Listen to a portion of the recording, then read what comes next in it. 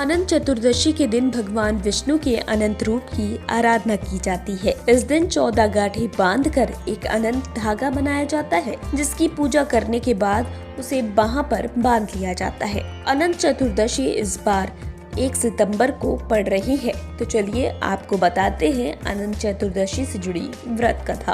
प्राचीन काल के समय सुमंत नामक एक तपस्वी ब्राह्मण थे। उसकी पत्नी का नाम दीक्षा था। दोनों की एक परम सुंदरी पुत्री थी जिसका नाम सुशीला था। सुशीला बड़ी हुई तो उसकी माँ दीक्षा की मृत्यु हो गई।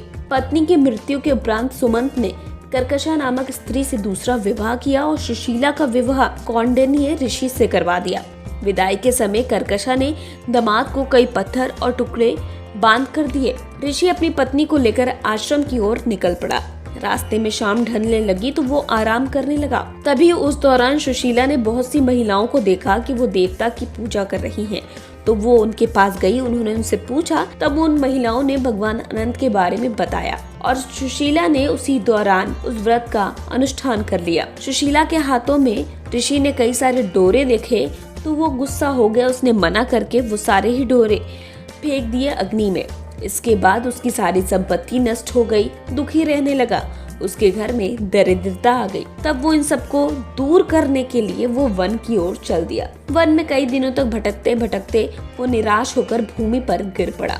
तब अनंत भगवान प्रकट हुए। उसने कहा कि तुमने मेरा तिरस्कार किया था, इसलिए तुम्हें इतना कष्ट भोगना पड़ रहा है। तुम दुखी हो, तुमने पश्चाताप किया है। मैं तुमसे प्रसन्न हूँ।